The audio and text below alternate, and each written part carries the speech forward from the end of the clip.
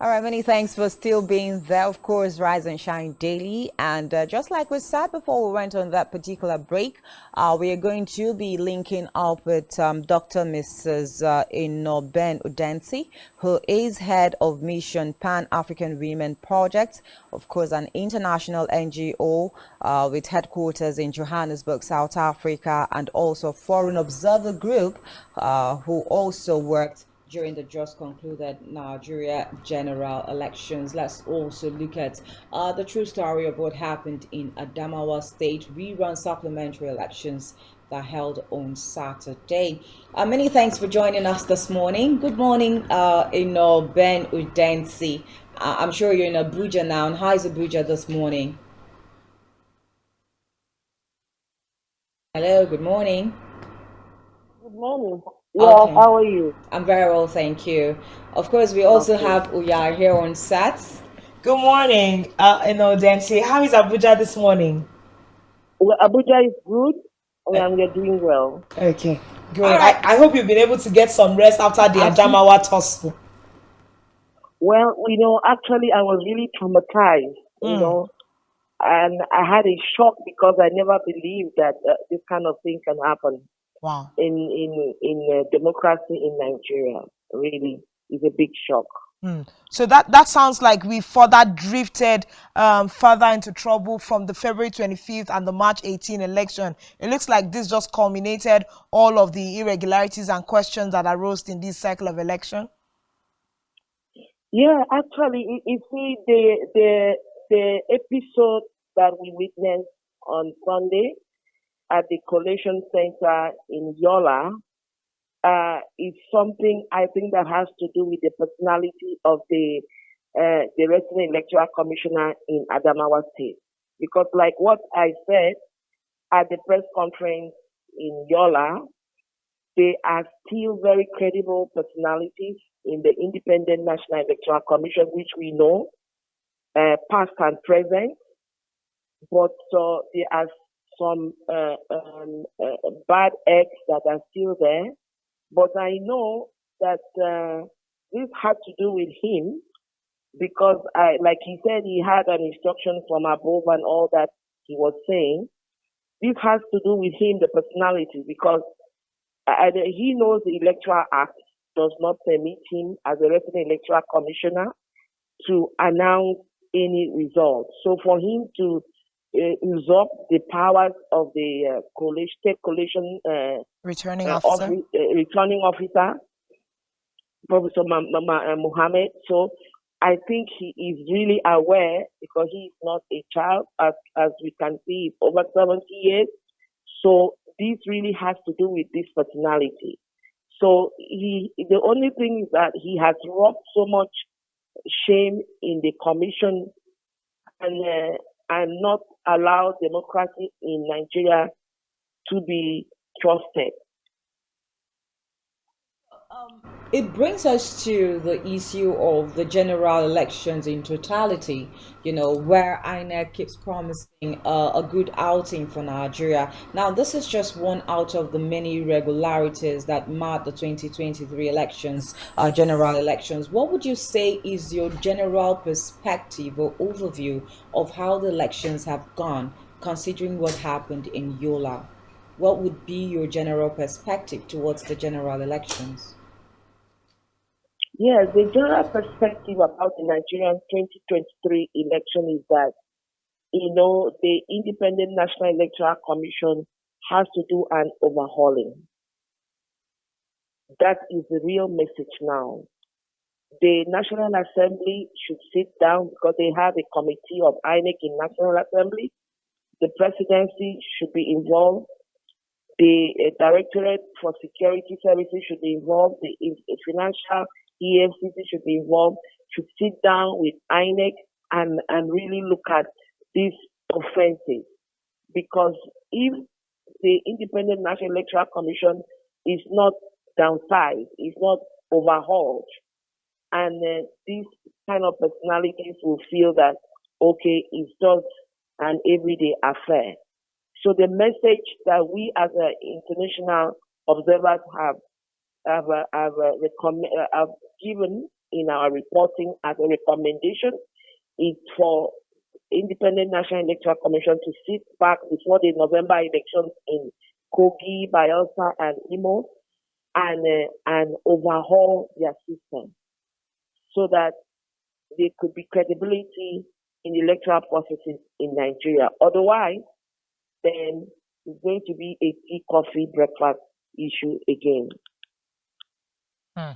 Okay, so I think another issue with regards to the Adamawa elections, now for the rec to be saying he got orders from above to act in the way that he did, and we also saw the fact that, let's even narrow it down to the fact that you are representing the Pan-African Women Project. Let's talk about the place of Aisha Binani in all of this. We saw the fact that she, of course, had her acceptance speech ready, and although that particular announcement was marred with a lot of controversy, went ahead to give her acceptance speech when she saw that the process was not duly followed. Does this give us a bigger problem with when people say let's entrust and give women more room to be able to participate politically, because it's more like one person represents us and either represents us effectively or negatively. What are your thoughts about Aishatu's Binani's place in all of this puzzle? Actually, our thought or my thought about Aisha Binani is that Aisha Binani, from our research, is a current senator of the Federal Republic of Nigeria. And from what we have gathered, she's a philanthropist. She has done one or two things for the people in Adamawa State. But now the issue is this: did Aisha Binani win elections? What was her vote at 18th of March? Now, what was her vote now at the 15th of April, which was on Saturday? What vote did she get on the field? Now, she is a woman, and like Pan-African Women's Party is very passionate about women participating in politics, which we really applauded. But now we are looking at now the peace in Adamawa State. Because we in Pan-African Women's Project, we promote good governance and sustainable democracy in Africa, which has to do with credibility, which has to do with transparency, which has to do with a peaceful process. Because when there's no peace in the community, the women, the youth, and persons with disabilities, which we are promoting, will have an issue. Now, looking back into the issue of being a woman's right, it is my turn. They should give it to a woman. Perfect.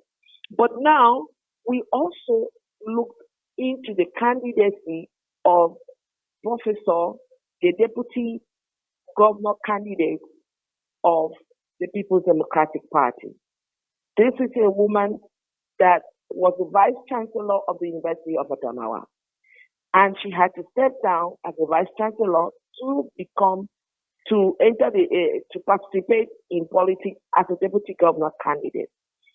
Now, this professor has done so much in terms of improving academic quality in the university, in making sure that the girl child or the young women are not victimized by the male lecturer.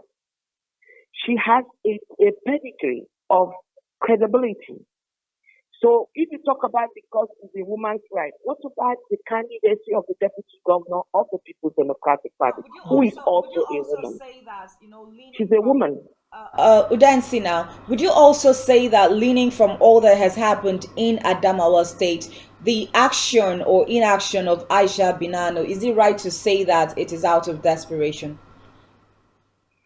Pardon, I didn't hear your question again. I'm asking, with what has happened in Adamawa State as to the supplementary rerun elections, is it right to say that the actions of Aisha Binani is out of sheer desperation?